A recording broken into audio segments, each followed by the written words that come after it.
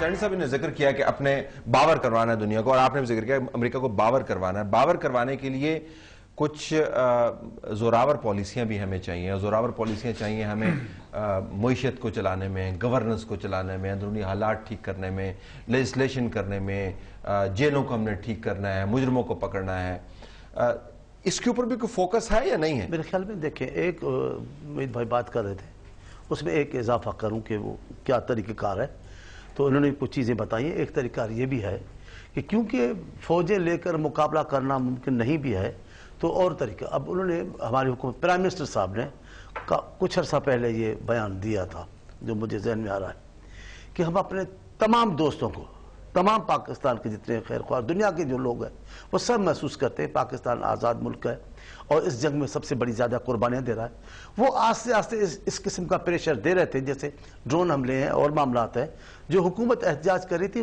Prime minister صاحب کا یہ کہنا تھا اس دن اسمبلی میں کہ بالآخر یہ بھی ایک کامیابی کا راستہ ہوگا کہ ایک دن پوری دنیا مل کر کہے گی کہ اب پاکستان کی سلامتی کا احترام کیا جانا چاہیے. جس انداز سے اس کو روندا جا رہا ہے ایسا نہیں ہوگا. ایک تو طریقہ اس میں اضافی یہ بات میں دوست جب اس موقف پر متفق ہو جائیں تو امریکہ پر دباؤ ڈالیں تو پھر ہماری سوورینٹی ریسٹور. نہیں، ایسا نہیں. اب آپ اس کو تھوڑا ٹیڑھا کر رہے ہیں.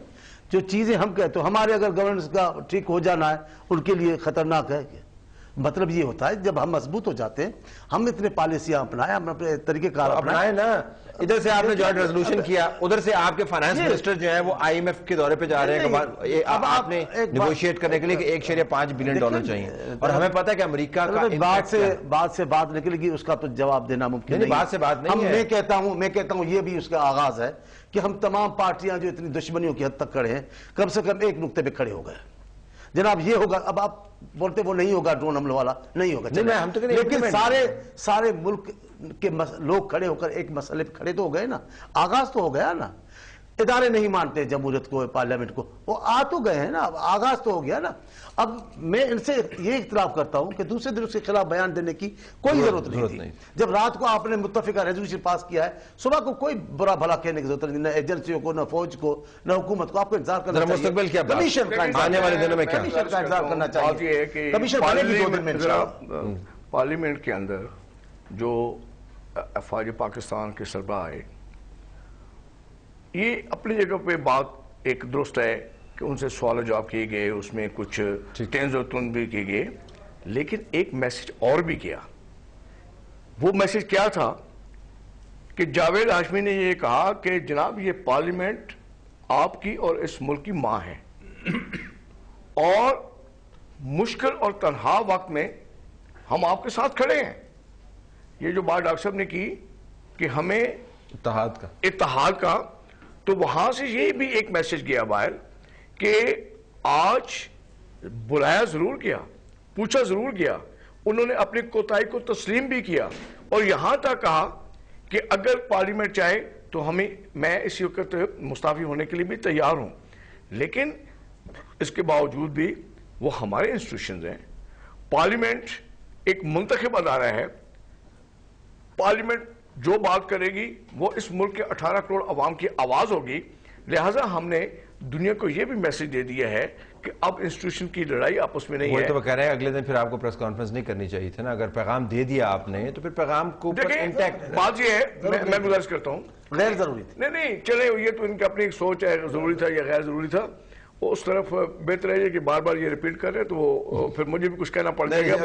اتحاد کو قائم رہنا، اتحاد کو قائم رہنا، 2 منٹ رہ گئے، اتحاد کو قائم رہنا دیں. میں گزارش یہ کرتا ہوں کہ دیکھیں اس وقت اتنے برے حالات میں بھی ہماری طرف سے یہ نہیں کہا گیا کہ صدر زرداری استعفیٰ دے یا وزیر اعظم پاکستان استعفیٰ دے. ہم نے یہ نہیں کہا کہ آرمی چیف استعفیٰ دے یا ISI کا جو ہے استعفیٰ دے. ہم اپوزیشن میں ہیں.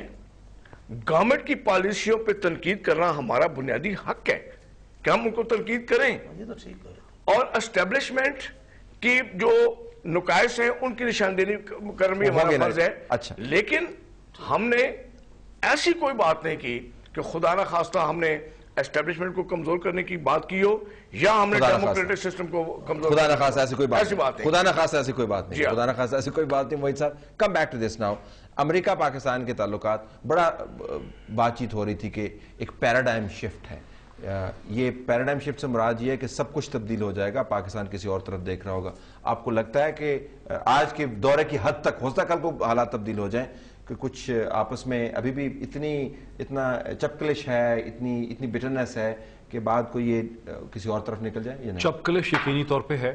پاکستان کی ملٹری اسٹیبلشمنٹ اور امریکہ کے درمیان میں چپکلش ہے. چپکلش کی بنیادی وجہ افغانستان ہے. دونوں چاہتے ہیں کہ دونوں کا اپنا اپنا ویژن ہے, کہتے تو دونوں ایک اسٹیبلٹی چاہیے, لیکن پاکستان کی ملٹری اسٹیبلشمنٹ کے کنسرنز یہ ہیں کہ افغانستان میں جس قسم کا آؤٹ کم ہوگا, یہ اینڈ گیم ہوگی, وہاں پہ امریکہ کچھ اور دیکھ رہا ہے, وہ کچھ اور دیکھ رہے ہیں. امریکہ نے اپنی اینڈ گیم کلیئر نہیں کی, ہماری سائڈ نے بھی اپنی اینڈ گیم کلیئر نہیں کی. ہم کیا چاہ رہے ہیں کہ افغانستان کی کمپوزیشن کیا ہو, وہ کیا چاہ رہے ہیں, اسی میں ساری چپکلش ہے, اسی میں سارا جھگڑا ہے.